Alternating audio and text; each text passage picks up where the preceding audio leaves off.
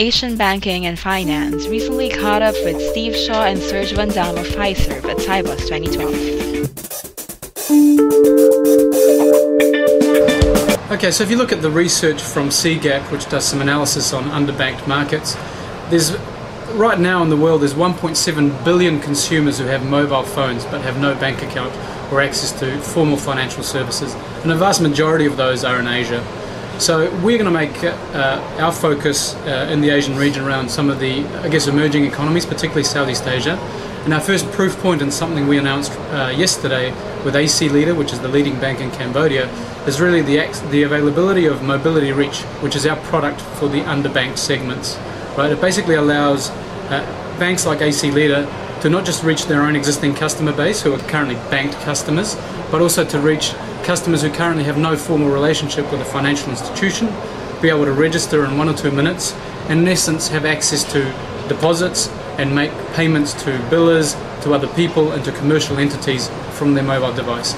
So our focus is really about growing not just the banked transactions or the mobile channel for banked consumers, but also the underbanked and consumers who currently have no access to financial services. And mobile is really enabling financial inclusion for financial institutions. Okay, so in some ways it's not related to what data they might have, but basically they might advertise a service either on their own or through an agent partnership with a retailer or something like that. And they would show up either to the retailer or what we call the agent, or the branch, provide let's say their driver's license or whatever other identifying document. It doesn't have to be formal because these are not KYC or AML compliant account types. They are what we call mobile wallets. So they show up, show their document, give the phone number, so phone number 1234, then there's a one-time validation that the consumer has the mobile phone they have, and then 2 or 3 minutes later they're basically registered for services and they can start transacting, sending money around and so forth. So it's quite similar to, conceptually to Gcash. The biggest difference for us is we're focused on financial institutions. So Gcash is provided by Globe, which is a mobile operator.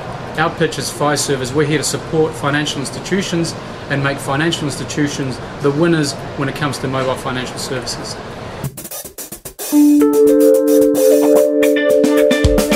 Yeah, so the key benefits of mobility are it really enables a financial institution to, as Serge mentioned, it broaden its reach, broaden its capabilities for those consumers to actually interact with them anytime, anywhere, and do a lot of the transactions they would do in other channels.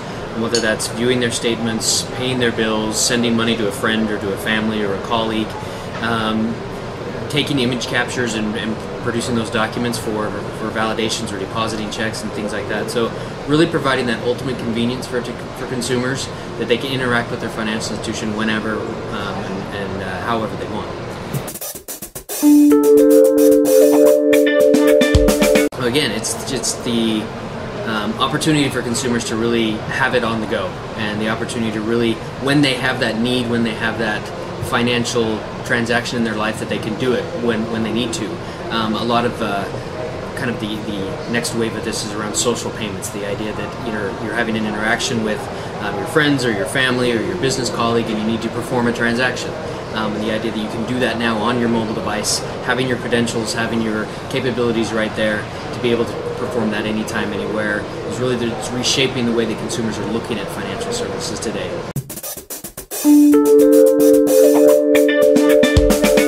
So I think the key issue is financial institutions in Asia and in other economies, they've traditionally focused on people they can affordably or profitably serve, right, through a branch network. And in order to serve someone through a branch network, you basically need a certain number of deposits and a certain amount of revenue per customer. When you move into a virtual world such as mobile, where you've got distributed agents, you've got self-service, you've got the infrastructure, which is a mobile device, which is paid for by the consumer, not the bank, all of a sudden you can reach a whole new set of customers, right? And therefore, banks can create accounts or products that are targeted to lower cost, lower revenue consumer segments, and therefore do so profitably. So our view is that banks should continue to focus on their current customer base and give them full banking services, full AML, KYC, etc., right, with interest-bearing accounts and all those sort of things. But for less sophisticated or less wealthy segments, what we traditionally call the underbanked, to do so with less infrastructure, less, I guess, complexity around the sides, and that's where KYC and AML fit in. And as those customers grow in revenue and in value and in deposits, then you can migrate those to become fully banked customers as opposed to semi-banked customers. I think one of the key things is our depth and breadth of services that we have, as well as our reach. We have over 1,100 financial institutions around the world using our solution today. Comprehensive banking, payments, alerting capabilities, and so the feature set and the foundational platform and technology and infrastructure that we bring and the experience across 1,100 institutions, I think, really sets us apart as a world leader in mobile financial services. I'd also add that much of the talk in mobile financial services is about the user interface. What does it look like on my mobile phone?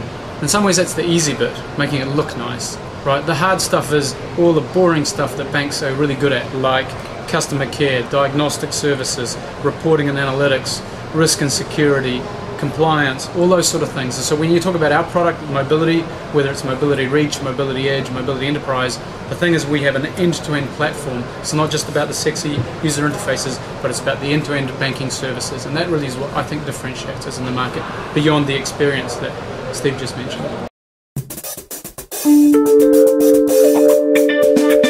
So in terms of Asia, we are focused largely on tier 1 banks and mostly in Southeast Asia, so the Philippines, Indonesia, Thailand and so forth. And we've got a couple of customers that are underway. Bangkok Bank's been a long-standing customer of ours, the largest bank in Thailand, and we're investing further in that relationship. We've got another couple of implementations. Our view is to hopefully by the end of next year have 5 or 6 material proof points that demonstrate that we can extract value from the mobile channel with our financial institution customers.